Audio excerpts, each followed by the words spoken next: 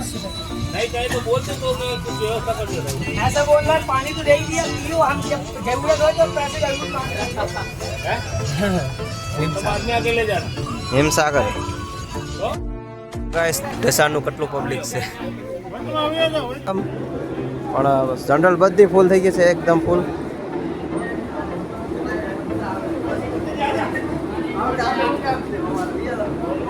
હવે ટ્રેનને લીલું સિગ્નલ મળી ગયું છે ગ્રીન સિગ્નલ એટલે ભાગી છે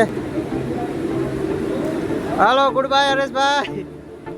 ગુડ વાગી જશે રાતના 1:30 એટલે 1:30 જેવું થયું છે અમે પહોંચી ગયા છીએ વિરમગામ અહીંથી અમારે 1.5 કિલોમીટર છે પોપટ ચોકડી તો પોપટ ચોકડી જવાનું છે નાથી પછી અમારે ટ્રકમાં બેસીને જવાનું છે વિઠલાપુર કેમ કે અત્યારે રાતના 1:30 વાગે એસટી બસ તો આવશે નહીં એટલે અમારો સહારો હોય છે ટ્રક અને ગોવામાં જવું તો સ્પેશિયલ ભાડું કરવું પડે પણ અમે 3 જણા છીએ 3 મિત્રો છીએ તો સ્પેશિયલ ભાડામાં તો ભાઈ બહુ મોંઘું પડે 700-800 રૂપિયા જોઈએ એટલે આપણે એટલું બધું ભોગવવાનું નથી રાતે જો કોઈને ડર લાગતો નથી કે આપણે કૂતરાવાનું છે તો કૂતરા બધા આપણા સાથીદાર છે આપણને કંઈ કરે નહીં અને ટ્રકવાળા ભાઈઓ એટલા બધા સારા હોય કે ઘણીવાર તો અમારું ભાડું પણ નથી લેતા અને ઇવન કાઠિયાવાડીના ટ્રકવાળા હોય તો અમારું ભાડું પણ નથી લેતા અને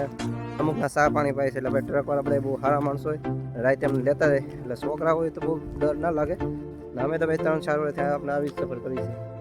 શું કેવું મિત્રો તમારો મજા આવે ને ટ્રકમાં કા કમલેશભાઈ ટ્રકવાળા અમુક ટ્રકવાળા હોય તો ગીત વગાડે તો ભાઈ એવી મજા આવે અને ટ્રકવાળાને કેવું હોય કે આ હીટર બીટર ચાલુ કરેલું હોય અને આ ટાટાના ટ્રક હોય હાઈફાઈ ટ્રક તો ભાઈ બહુ મજા આવે ટ્રકવાળાને કેવું હોય કે એ લોકોને ઘણીવાર ટ્રકવાળા એમ કહેતા હોય કે ભાઈ સારું શું તમે આવી જાય અમને કે ઊંઘ આવતી પણ તમે એટલે વાતું કહે તો 30 કિલોમીટર અમારા સફર હોય અમારી સફર પણ થઈ જાય ને એ લોકોને સફર થાય અને આ લોકો કન્સ્ટ્રક્શનના કામમાં બહુ ટ્રક હાલે છે રાતે તો ટ્રક જ અમારો સહારો છે એટલે ટ્રકવાળા ઘણી જગ્યાએ લેતા જાય એટલે અત્યારે રાતે એસટી બસ આવતી નહીં નકર તો એસટી સિવાય અમે જઈએ નહીં રાતે 1:30 વાગે એસટી બસ ન આવે ને સવારે 5 વાગે આવે તો અહીંયા બેસવું એમ કરતાં રૂમે જઈને સુઈ જઈએ એમ છોકરા છીએ એટલે જઈ શકીએ બાકી લેડીઝ હોય તો ના જઈ શકે બાકી આપણે પહોંચી ગયા હોન્ડા ગેટ તો ટ્રક અમને તાત્કાલિક મળી ગયો તો 1.5 કલાકની અંદર હતી તો આ વખતે અમે વહેલા પહોંચી ગયા 2:30 વાગી જાય અહીંથી 1.5 કલાક 2 કિલોમીટર છે અમારી દૂર કંપની રાતે તો રિક્ષા મળશે એટલે જવું જ પડશે હાલીને જો અમારા 2 બંકા જાય છે કે પાછળ હું સબ બ્લોગિંગ કરું છું બ્લોગિંગ કરવાનું બહુ મતલબ લિટરલી મજા આવે બ્લોગિંગ કરવાની હવે અમારે કાલે બપોરે 2 વાગે છે જવાનું છે કામે ત્યાં સુધી હોવાનું છે રૂમે જઈને ચા પણ 7-4 નાસ્તો બાસ્તો કરશું ખાઈ પીને સુઈ જાઉં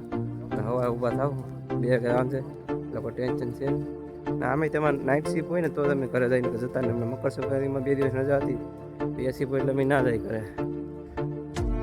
અત્યારે રિક્ષા નહીં એટલે હાલીને જવું પડે પણ અહીંયા ઠંડી છે નહીં હમણાં ઠંડી ઓછી પડી ગઈ પહેલાં તો ગયા વખતે મેં તો બહુ હતી અને કાઠિયાવાડ આપણે ભાવનગરમાં મોવામાં તો બહુ ઠંડી છે અમારે વિઠલાપુરમાં એટલી બધી ઠંડી નથી મજા આવે સારું હાલો તો ગાઈસ જો આપણે આવી ગયા છીએ રૂમ પર ઓય એસી વાગી ગયા રાતના 3 અમે પહોંચી ગયા રૂમ તો પાણી પી પછી સુઈ જઈએ ઘણા ટાઈમ રાતના 3 વાગી ગયા છે તો ગુડ નાઇટ મિત્રો તો ગુડ મોર્નિંગ મિત્રો તો ભાઈ વાગી ગયા છે સવાર 11 સવારે 11 તો ચાલો છે જમવા ઉઠી ગયા છીએ તો આજે છે અમારે મંગળવાર 27 જાન્યુઆરી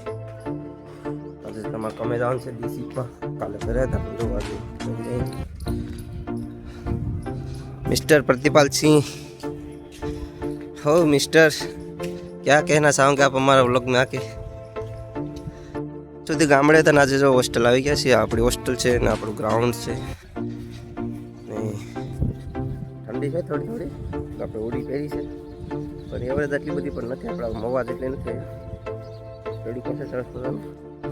થોડુંક જમી લઈએ પછી 2-3 વિડીયો એડિટ કરીએ જાય કંપની